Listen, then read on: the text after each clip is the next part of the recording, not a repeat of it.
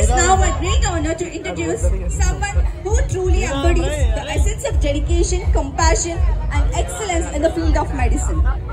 It is a name that resonates with all of us in medical community, not just for his exceptional expertise in vascular and endovascular surgery, but for his unwavering commitment to the well-being of his patients.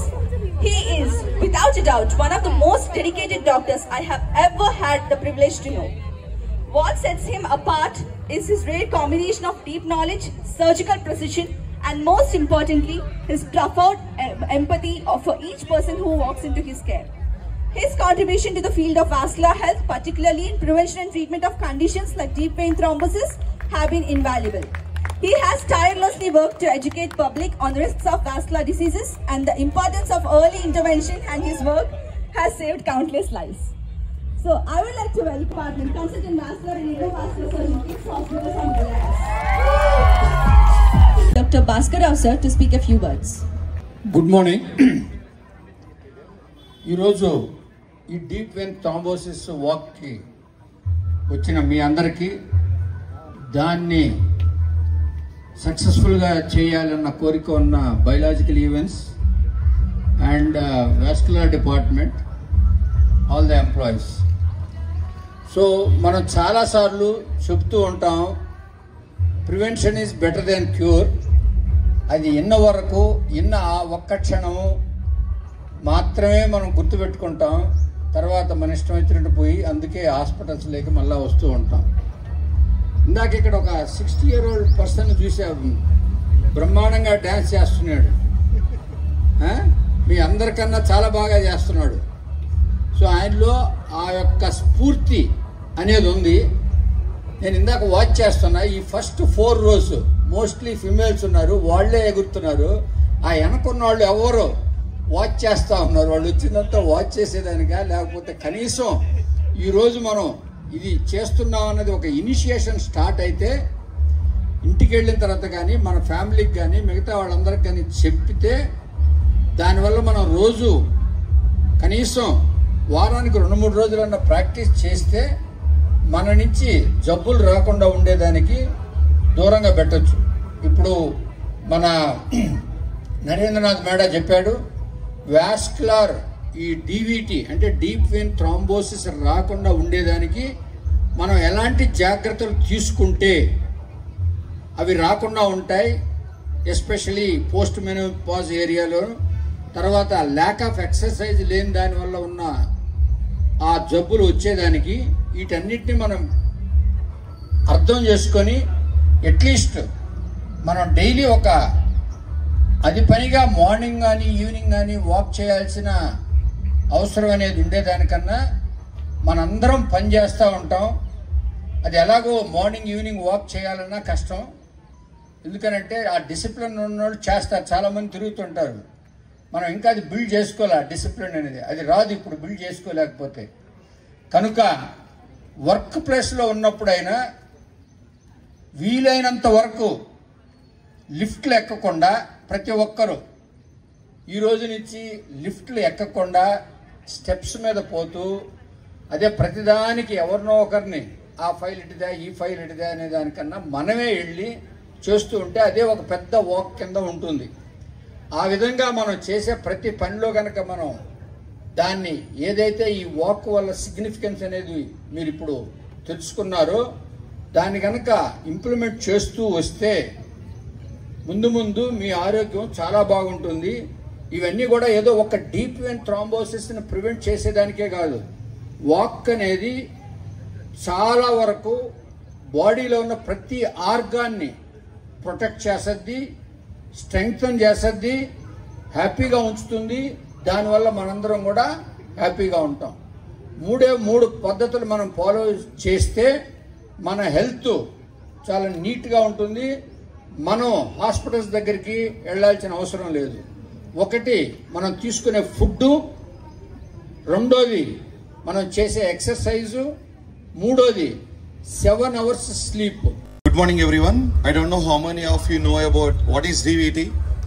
ఎవరికన్నా తెలుసు ఇక్కడ ఉన్న వాళ్ళకి DVT అంటే ఏంటి? Oh, not my department, other departments. Okay. basically DVT.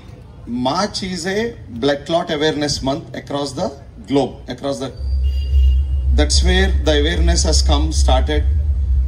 ఇది చాలా important, ఎందుకంటే చాలా మందికి డయాబెటీస్ ఏంటో తెలుసు, హైపర్ టెన్షన్ అంటే ఏంటో తెలుసు, లేకపోతే క్యాన్సర్ అంటే ఏంటో తెలుసు, గుండెకి సంబంధించిన డిసీజెస్ ఏంటో తెలుసు. బట్ ఇది చాలా సైలెంట్ కిల్లర్ అనమాట.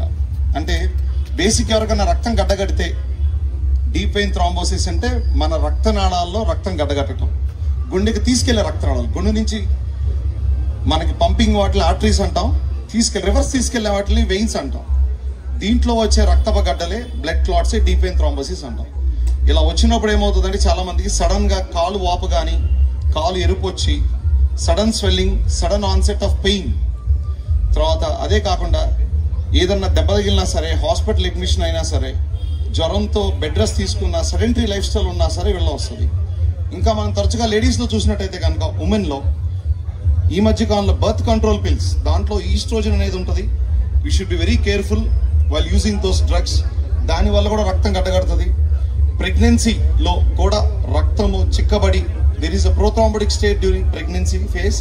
That's why very important. Pregnant లేడీస్లో రక్తం డీప్ వెయిన్ థ్రాంబోసిస్ వస్తుంది. At the same time post మెనోపాస్లో హార్మోన్ రీప్లేస్మెంట్ థెరపీ అంటాం. దీంట్లో కూడా ఈస్ట్రోజన్ కంటెంట్స్ వల్ల, హార్మోన్స్ వల్ల బ్లడ్ క్లాట్స్ అవుతాయి. This is very important. కొంతమందిలో తెలియకుండానే వాళ్ళ బాడీలో ప్రోథ్రాంబోటిక్ స్టేట్ అంటాము, దీనివల్ల రక్తం గడ్డగడుతుంది. That is very important. ఇవి కారణాలు.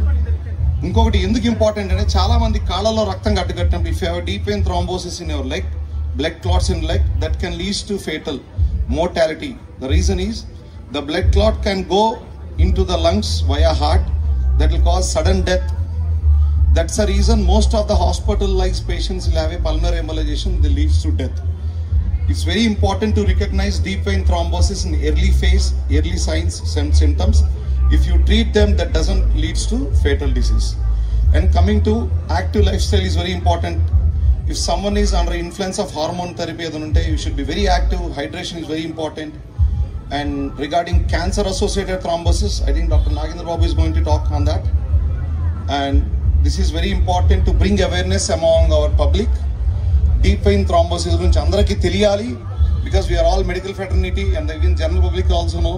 We should know about deep vein thrombosis. We should know how to prevent further complications like pulmonary embolization and all. Thank you. Parvatrini sir to enlighten us. Yeah, good morning everybody. I firstly congratulate the KIMS Hospital team, Bhaskar sir, Narendra Meda for organizing such a wonderful event and bringing about awareness in DVT among the public.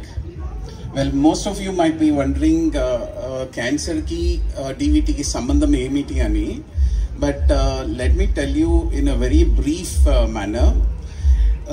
Cancer patients lo emautundante there are multiple, billions of cells circulating in the body, millions of cells circulating in the body. Ee cells em chesti ante they produce or secrete certain chemicals like tissue factors, like cytokines, like platelet aggregating factors, and iyanni em chesti ante they bring about hypercoagulable state in the circulating blood cells. Ante entante they have more tendency to clot inside the blood vessel. So that is the catch here. So that is why Dr. Narendra Meda said 1 out of every 5 patients suffering from cancer are likelihood of getting a blood clot. So they should take a lot of precautions, and the take home message for the cancer patients is that they should periodically check themselves for initial symptoms of any of this DVT, such as swellings of the extremities or pain or redness that they can have, because when detected early they are treatable. But if you tend to neglect or diagnose it at a late stage, then the sequel is different. This might throw up a thromboembolic phenomenon like pulmonary embolism and lead to death. Now I would like to request Dr. Jagdish Kumar sir to speak a few words. Good morning. First of all, let me congratulate KIMS and KIMS vascular team. Very simple thing. మనందరికీ ఇప్పుడు DVT గురించి vascular importance చాలా చెప్పారు. అందరికి heart ఎక్కడ ఉంటుందో చెప్పగలరా? Where is your heart placed? Right side or left side? Fantastic. Second heart ఎక్కడుందో చెప్పగలరా? సెకండ్ హార్ట్ ఇప్పుడు దాకా మనం మాట్లాడింది ఈ వాస్కులర్ అంటేనే second heart. So that is the importance of the vanes. మన కాళ్ళల్లో ఉండేది సెకండ్ హార్ట్ అండి. పైన గుండె పనిచేయడం ఎంత ఇంపార్టెంటో కింద మనం నడవడం అంతే ఇంపార్టెంట్. నడవడం తగ్గిపోతే ఈ స్మార్ట్ ఫోన్, స్మార్ట్ లైఫ్ వచ్చిన తర్వాత people have not become smart. So that is the whole purpose of today's program. So make sure you have your piece of walking every day. That keeps you away from heart attack. I think we'll start the program without delay. Thank you. Hi, good morning all. Dr. Francis here, urology from KIMS Kondapur. I was in Secunderabad before. And what an enthusiasm, man. Early morning on a Sunday. Wonderful. And obviously, adanta ekkar nunchi ostadi aa enthusiasm? Adugondi, Narendranath Mehta. And congratulations to him and congratulations to Bhaskar Rao sir for encouraging such a man. నేనేమంటున్నానంటే మనమందరము ఎప్పుడో ఒకసారి daily పేషెంట్స్ని కలుస్తాం. And పేషెంట్స్కి ఈ DBT గురించి తెలియదు. ఒక్కటే ఒక పాయింట్, ఆ డీబీటీ అవేర్నెస్ చేయాలి అని అంటే పేషెంట్స్ దగ్గరికి వెళ్ళినప్పుడు ఒక చిన్న మాట చెప్పేసేయండి, కాళ్ళ నరాల్లో రక్తం గడ్డ కట్టే ఛాన్స్ ఉంది, సో కాళ్ళను కదుపుతూ ఉండాలి, బెడ్ మీద ఉంటారు, నడవండి, ఏదో ఒకటి చెప్తే అట్లీస్ట్ వాళ్ళకి అవేర్నెస్ వస్తుంది అండ్ వాళ్ళు పోయి వేరే వాళ్ళకి చెప్తారు. So that's the only thing which will help spread this news about this DBT. So congratulations Narendra. Thank you Bhaskar sir for encouraging everybody like this, and hats off to you guys, man. Wonderful.